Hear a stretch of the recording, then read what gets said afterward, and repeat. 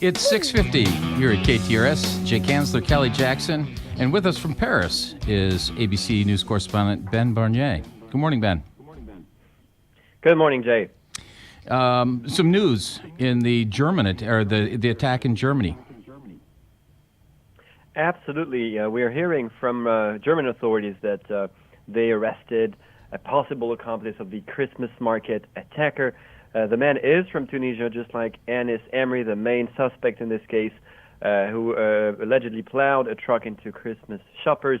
This possible accomplice is 40 years old, so older than Anis Amri. Investigators found the accomplice's contact information while skimming through the suspected terrorist's cell phone.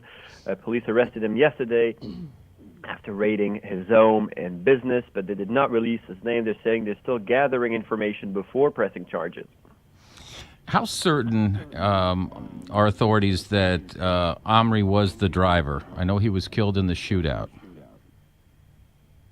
He was killed in the shootout that was in Italy, in Milan, after police officers asked him to show his ID, and he shot at them. So these are the elements we have. We also know that he had been very much so identified as a dangerous man. He served 3 years in prison in Italy. He was radicalized in prison. Then Italy tried to deport him but failed to do so. Then he tried his luck in Germany, applied for asylum. His request was denied. He was placed under surveillance for 6 months, identified again as a potential dangerous Islamist extremist. So he was very much on the radar of German authorities. Are there other people currently being investigated as participants in the attack? Absolutely. In Tunisia, that's where Anis Amri was from, and Tunisian authorities said they arrested 3 suspects in connection with the Berlin attack. Authorities saying they belong to a terrorist cell, one of them being one of Anis Amri's nephews.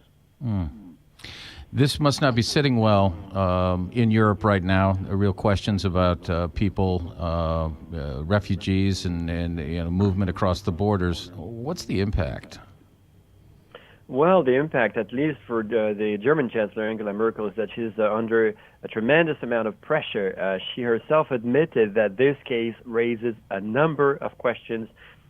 And as you know, Angela Merkel was prominent in saying that Germany wanted to have as many migrants as possible, as many refugees as possible. But now she's being criticized inside her own country as she is seeking re-election. What we know about Anis Amri is that he actually left Tunisia in 2011 for Italy. Now there are other questions that are pretty hot button questions for Angela Merkel. Is the lack of cooperation between police departments inside Germany, a lack of coordination between several police departments inside Europe, and the big question here in Europe is just the relevancy of the no border policy, which made it possible for Anis Amri to leave from Germany to the Netherlands, to France, and to Italy. We're coming up on the new year. I assume that tensions are high, security is high. Security is extremely high here in France and across Europe.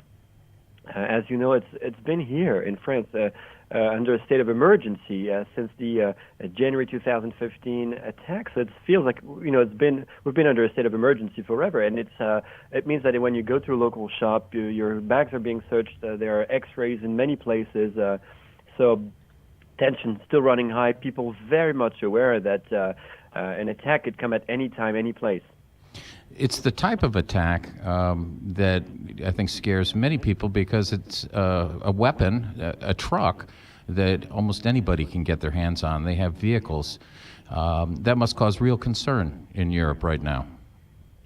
Absolutely, and it's reminiscent of what happened in south of France, in Nice, when another individual used a truck to plow into a crowd.